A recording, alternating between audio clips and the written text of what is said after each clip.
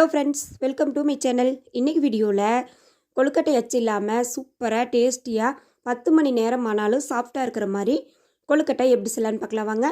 நம்ம சேனலுக்கு நீங்கள் புதுசாக இருந்தீங்கன்னா மறக்காமல் சப்ஸ்கிரைப் பண்ணிவிட்டு கூடவே பெல் பட்டனையும் கிளிக் பண்ணிடுங்க. பவுலில் பார்த்திங்கன்னா 1 கப் அளவுக்கு அரிசி மாவு எடுத்துருக்கிறேன். அதே அளவுக்கு 1 கப் தண்ணி நார்மல் வாட்டர் தான் எடுத்துருக்குறேங்க. அதை கொஞ்சம் கொஞ்சமாக சேர்த்துட்டு கட்டி இல்லாமல் கரைச்சி எடுத்துக்கலாம். நீங்கள் எந்த கப்பால் அரிசி மாவு எடுத்துருக்கீங்களோ அந்த கப்பாலேயே தண்ணி எடுத்துக்கோங்க. இப்போ இதுக்கு தேவையான அளவு உப்பு ஒரு 1/2 டீஸ்பூன் சேர்த்துக்கிறேங்க. சேர்த்துட்டு ஒரு விஸ்கு வச்சு நல்லா கலந்து விட்டுறலாம். கட்டிகள் எதுவும் இல்லாமல் இது போல் கலந்து விட்டுக்கோங்க. இப்போ இது கூட 1 டீஸ்பூன் அளவுக்கு தேங்காய் எண்ணெய் கோகோனட் ஆயில் சேர்த்துருக்குறேன். 1 டீஸ்பூன் சேர்த்துட்டிங்கன்னா சரியாக இருக்கும். அதை சேர்த்து நல்லா மிக்ஸ் பண்ணிடலாம். பாருங்கள், மாவு வந்து இந்தளவுக்கு மிக்ஸாக இருக்கணும். 1 கப் அரிசிக்கு 1 கப் தண்ணி. சப்போஸ் உங்களுக்கு அரிசி மாவு பொறுத்து தண்ணி இழுக்கும், பத்தலைன்னா மறுபடியும் கூட நீங்கள் கொஞ்சம் சேர்த்துக்கோங்க. இப்போ ஒரு கடாய் அடுப்பில் வச்சுட்டு நம்ம கலக்கி வச்ச மாவு எடுத்து அப்படியே நம்ம கடாயில் சேர்த்துக்கலாம். வேறு எதுவும் ஆயிலெலாம் எதுவுமே சேர்க்க தேவையில்லை. நம்ம கலக்கி வச்ச மாவை அப்படியே டைரெக்டாக சேர்த்துக்கலாம்.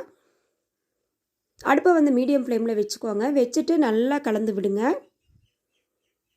பாருங்கள், வீடியோவில் பார்த்தீங்கனாலே தெரியும், கொஞ்சமாக கெட்டிப்பட்டு வருது.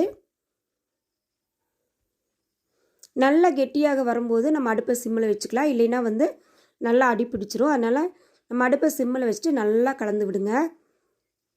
பாருங்கள், இது போல் நல்லா திரண்டு வரும். ஓரங்கள் எல்லாம் நல்லா எடுத்து விட்டு நல்லா கலந்துக்கோங்க. இப்போ பார்த்தீங்கனாலே தெரியும் உங்களுக்கு மாவு வந்து எப்படி நல்லா திரண்டு பக்குவமாக வந்திருக்குன்னு. கையால் தொட்டு பார்த்தீங்கனாலே தெரியும் நல்லா சாஃப்டாக மாவு வந்திருக்கும்.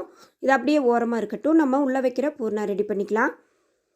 ஒரு கடாயில் பார்த்திங்கன்னா 1 கப் அளவுக்கு தேங்காய், 3/4 கப் அளவுக்கு சர்க்கரை எடுத்துருக்கிறேன். 1 கப் அரிசி மாவுக்கு 3/4 கப் சர்க்கரை வந்து சரியாக இருக்கும். 1 கப் அளவுக்கு தேங்காய் துருவல் எடுத்துருக்கிறேன். தேங்காய் துருவல் வந்து உங்கள் ஆப்ஷனல் தான். கம்மியாக வேணும்னா நீங்கள் 3/4 கப்புக்கு 3/4 கப்பே எடுத்துக்கலாம். இது அப்படியே சிம்மில் இருக்கட்டும். நம்ம இப்போ 1 கப் அளவுக்கு வேர்க்கடலை எடுத்துகிட்டு வறுத்த வேர்க்கடலை எடுத்துருக்குறேங்க. மேலே தோலை எல்லாம் நீக்கிடலாம். நீக்கிட்டு நீங்கள் முழுசாக கூட சேர்த்துக்கலாம். நான் மிக்ஸி ஜாரில் சேர்த்துட்டு ஒரு சுற்றி எடுத்துருக்கிறேன். அது அப்படியே இருக்கட்டும். இப்போ பாருங்கள், நம்ம சேர்த்துன தேங்காய் துருவல், வெல்லம் எல்லாமே வந்து நல்லா மிக்ஸ் ஆகி வந்துருச்சு.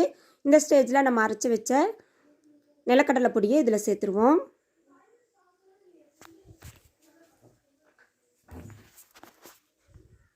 பாருங்கள், சேர்த்துட்டு ஒரு செகண்ட் போல் வறுத்து விட்டிங்கன்னா போதும். இது கூட வாசனைக்காக நீங்கள் 1/4 டீஸ்பூன் ஏலக்காய் தூள் சேர்த்துக்கோங்க. நான் வீடியோவில் வந்து அது மிஸ் ஆயிடுச்சு. அவ்வளோதாங்க, இது அப்படியே பூர்ணம் இருக்கட்டும். இப்போ நம்ம மேல் மாவு வந்து நல்லாவே சாஃப்டாக இருக்குது. இது போல் நீங்கள் ஒரு பாலித்தீன் கவர் அல்லது நம்ம பொருட்கள் வாங்குவோம் இல்லைங்களா, அந்த மாதிரி சப்பாத்தி மாவு கவர், எந்த கவராக இருந்தாலும் சரி, கொஞ்சமாக கட் பண்ணி எடுத்துகிட்டு கொஞ்சமாக ஆயில் அப்ளை பண்ணிவிட்டு நம்ம ரெடி பண்ணி வச்ச மாவு எடுத்து இது போல் உள்ளங்கையிலே ப்ரெஸ் பண்ணிக்கலாம்.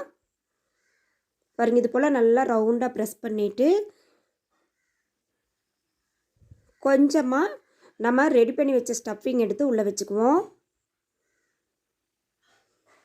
நீங்கள் வாழை இலை கூட பயன்படுத்திக்கலாம். வாழை இலை கிடைக்காதவங்க இந்த மெத்தடை ஃபாலோ பண்ணுங்கள்.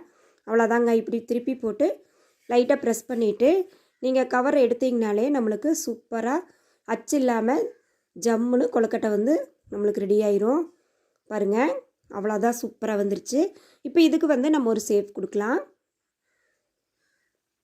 இது போல் ஒரு மூடி அல்லது ஒரு பவுல் வச்சுட்டு அழகாக ரவுண்டாக கொடுத்துட்டிங்கன்னா அருமையான கொழுக்கட்டை வந்து நம்மளுக்கு ரெடி ஆயிடுச்சு. நீங்கள் இன்னொரு மெத்தடில் கூட நீங்கள் ட்ரை பண்ணலாம். அதே போல் கொஞ்சமாக அரிசி மாவு எடுத்துகிட்டு நீங்கள் இது போல் லைட்டாக கையால் ப்ரெஸ் பண்ணி விட்டுட்டு வீடியோவில் காட்டிக்கிற மாதிரி இது போல் மூடி அல்லது ஒரு பவுல் வச்சு நல்லா அகலமாக ப்ரெஸ் பண்ணிங்கன்னா நல்லா ரவுண்ட் ஷேப்பில் வந்துடும். பாருங்கள், இது போல் நல்லா ப்ரெஸ் பண்ணிங்கன்னா நல்லா அகலமாக ரவுண்டாக வந்துடும். இது சென்டரில் பார்த்திங்கன்னா நம்ம பூர்ணம் வச்சுட்டு நம்ம அப்படியே இது வந்து மடக்கி விட்டுருவோம். நீங்கள் இந்த கொழுக்கட்டை செய்யறதுக்கு கஷ்டமே பட வேண்டியதில்லை. அச்சு தேவையில்லை, காசு கொடுத்து வாங்க வேண்டியதில்லை. இது போல் ஒரு கவரோ ஒரு பவுலோ அல்லது ஒரு மூடியே இருந்தால் போதும். அருமையான சூப்பராக ஜம்முன்னு கொழுக்கட்டை செய்யலாம்.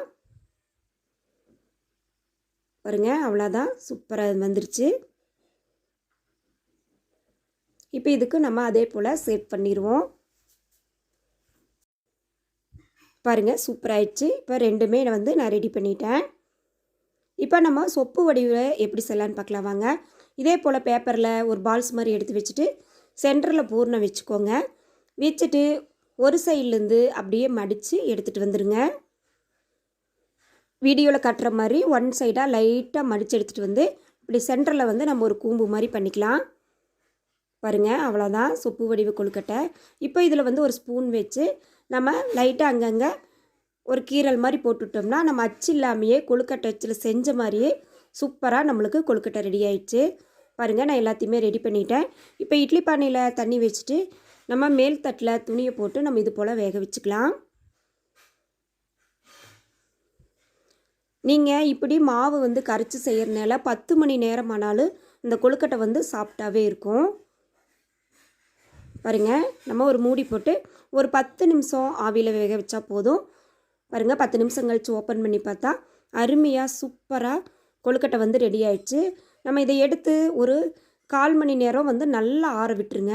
ஆற விட்டுட்டு எடுத்திங்கன்னா அருமையான சூப்பரான அச்சு இல்லாமல் எத்தனை மணி நேரம் வேணாலும் சாஃப்டாக இருக்கிற சூப்பரான கொழுக்கட்டை வந்து ஈஸியாக எப்படி செய்கிறதுன்னு பார்த்துட்டோம். அவ்வளோதாங்க. இது போல் நீங்களும் ட்ரை பண்ணி பாருங்கள். இந்த வீடியோ பிடிச்சிருந்தா சேனலை மறக்காமல் சப்ஸ்கிரைப் பண்ணிடுங்க. லைக் பண்ணுங்கள், ஷேர் பண்ணுங்கள், கமெண்ட் பண்ணுங்கள். பாருங்கள், நீங்கள் அதாவது கட் பண்ணும்போதே எவ்வளோ சாஃப்டாக இருக்குதுன்னு உங்களுக்கு வீடியோவில் பார்த்தாலே தெரியும். தேங்க்யூ ஃபார் வாட்சிங்.